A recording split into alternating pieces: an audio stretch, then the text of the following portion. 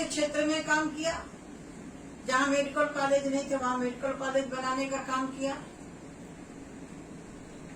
जनसंख्या बढ़ रही है, यदि डॉक्टर नहीं बढ़ेंगे तो फिर डॉक्टर कहाँ से आएंगे? तो उसके लिए भी सरकार ने व्यवस्थाएं की। आज मुझे बहुत प्रसन्नता हो रही है कि मैं त्रिपुरा में आई हूँ, त्रिपुर सुंदरी माता जी के दर्शन के लिए और आपसे मिलने के लिए, और अपने दोनों विभागों की रिव्यू किया है, बैठक करी है। और मुझे खुशी है कि प्रधानमंत्री सड़क योजना में, प्रधानमंत्री आवास योजना में, मनरेगा में, राशन में अभी हमने एक और 45 चावल जो प्रोटीन युक्त है वो भी अभी लगभग पूरे देश में लागू, त्रिपुरा में लागू हो गया। ऐसे कुछ एक राज्य बचे होंगे जहाँ लागू नहीं हुआ होगा, वहाँ भी लागू होगा। वो कुछ राज्य जो चावल ही खाते हैं, अब चावल में सारे तो प्रोटीन नहीं मिलते ना, इसलिए उसको सरकार ने तय किया कि जो हमारे बच्चे पढ़ने वाले मिड डे मील में लाभार्थियों को जो चावल दिए जा रहे हैं उसमें वो प्रोटीन मिला करके दिया जाए चावल, जिससे शरीर को जो तत्व चाहिए वो मिल जाते हैं। तो मेरा इतना ही आपसे अनुरोध था जो मैंने अपने मंत्रालय से जुड़े हुए विषय रखे हैं।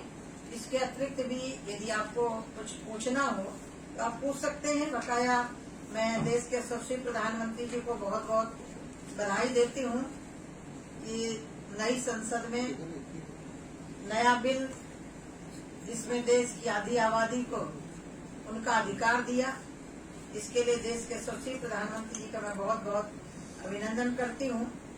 ऐसे तो शहरी आवास भी बन रहे हैं, शहरी आवास में भी बहुत बड़ा काम हुआ है।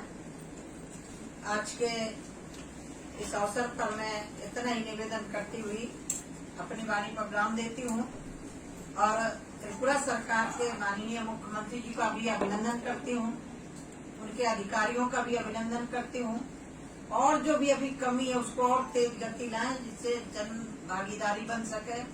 आप देख रहे हैं कि अमृत काल में माननीय प्रधानमंत्री जी ने एक आह्वान किया कि हर जिले में एक अमृत सरोवर हो, और वो अमृत सरोवर सिर्फ देखने के लिए नहीं, मैं अभी देख करके आई हूँ।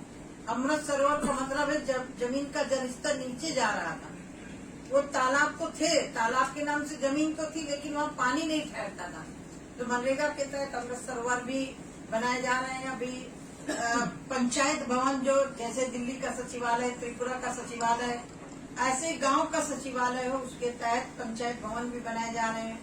आंगनबाड़ी की जो हमारी मातृशक्ति है वो अपने घर से रह करके बच्चों को, महिलाओं को जो कुपोषण युक्त कुपोषण से रहित हो बच्चे वो देती थी। तो आंगनबाड़ी केंद्र भी सरकार ने तय किया था मनरेगा के तहत, और उसमें महिला बाल विकास मंत्रालय से दोनों को मिलाकर के आंगनबाड़ी के केंद्र भी बनाए जा रहे हैं। और अभी एक फैसला हुआ है कि हमारे राशन की दुकानें हैं उनको भी एक अच्छी, कोई जाए तो कम से कम उसको लगे कि नहीं राशन की दुकान में आए। अभी कोई छोटी सी झोपड़ी में रख के दे रहा है, कोई कुछ कर रहा है, उसको भी अभी हम लोगों ने तय किया कि एक मॉडल के रूप में राशन की दुकान होगी। इसके लिए भी सरकारों से कहा गया कि अपने अपने प्रदेश में उसको जरूर बनाइएगा। और पहले तो लोगों को राशन ही नहीं मिलता था, बिना उठा के राशन नहीं निकाल सकते, उसमें भी कोई गड़बड़ी नहीं हो सकती है। ये सरकार पूरी माननीय प्रधानमंत्री जी के नेतृत्व में पारदर्शिता से काम करने का प्रयास किया है क्षेत्र में।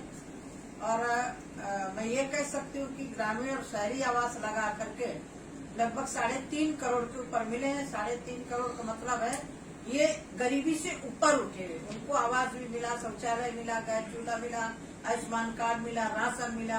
तो एक तरह से जो उनको चिंता घर बनाने की रहती थी, अब जिसके घर में शौचालय नहीं होता उस महिला से पूछो, वो सूर्यास्त की प्रतीक्षा करती रहती थी।